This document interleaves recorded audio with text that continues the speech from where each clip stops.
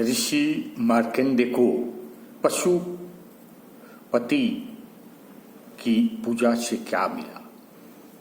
ऋषि मार्कंडेय को प्रभु पशुपति की पूजा से क्या मिला।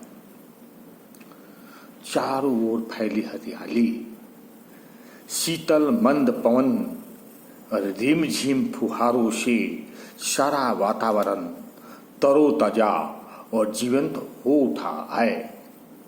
यह प्राकृतिक सौंदर्य केवल इंद्रियों को सुख नहीं देता, बल्कि मन को भीतर तक शांत कर देता और आत्मा को स्थिरता का अनुभव कराता है। जब इस वातावरण में श्रद्धा और भक्ति का स्पर्श जुड़ता है, तब श्रावण मास का आगमन एक साधारण ऋतु नहीं, बल्कि एक दिव्य अनुभूति बनकर जीवन में उतरना होता है। पौराणिक ग्रंथों के अनुसार श्रावण मास भगवान शिव की आराधना के लिए सर्वश्रेष्ठ माना गया है।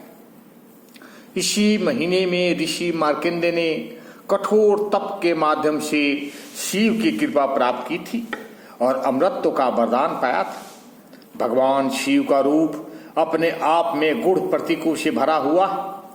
उनके मस्तक पर सुशोभित चंद्रमा मन की प्रसन्नता और मानसिक संतुलन का प्रतीक। जटाओं से अविरल बहती गंगा दर्शाती है ज्ञान को, वह ज्ञान जो आत्मा को आलोकित करती है। उनका तीसरा नेत्र चेतना, विवेक और दूरदर्शिता का संकेतक है, जो भीतर छिपे सत्य बोध को जागृत करता है। उसके शरीर पर लगा भस्म संदेश देता है कि संसार की क्षणभंगुरता को समझते हुए वैराग की ओर बढ़ना ही आत्मिक उत्सर्ग का मार्ग है।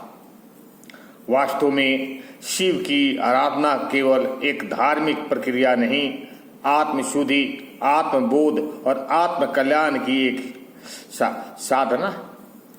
वेदों और उपनिषदों में श्रावण मास को आत्मचिंतन, श्रवण, मनन, ज्ञान अर्जन का समय बताया गया। प्राचीन काल में जब वर्षा ऋतु में ऋषि मुनियों को आश्रम में साधक एकत्र होते थे, तब वह इस काल को वेद शास्त्रों के गूढ़ रहस्यों को जानने और आत्मसात करने में व्यतीत करते थे। इसलिए श्रावण गहन साधना, आत्मिक विकास और ज्ञान प्राप्ति का विशेष समय भी। श्रावण मास हमें यह सिखाता है कि शिवत्व बाहरी अवधारणा नहीं, हमारे भीतर विद्वान एक दिव्य शक्ति है। शिव का अर्थ कल्याण भी होता है।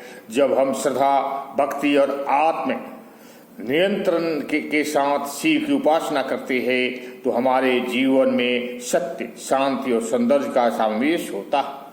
भगवान शिव स्वयं इस बात के प्रतीक है कि गृहस्थ जीवन में रहकर भी आत्मिक साधना और मोक्ष प्राप्त किया जा सकता है। यह पावन महीना हमें केवल व्रत और पूजा करने के लिए नहीं कहता, यह हमारे जीवन के हर क्षण में शिवत्व को अनुभव करने की प्रेरणा देता है। जब मन, वाणी और कर्म तीनों शिवमय हो जाते हैं, तभी जीवन में वास्तविक शांति और कल्याण का अनुभव होता है। भक्ति, आत्मचिंतन और आत्म कल्याण की ओर बढ़ता एक शांत, शुद्ध और शिवमय अवसर है श्रावण मास।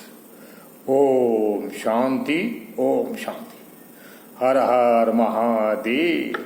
जय शिव शंकर भोलेनाथ। अगर अच्छा लगे तो लाइक करें और सब्सक्राइब करें।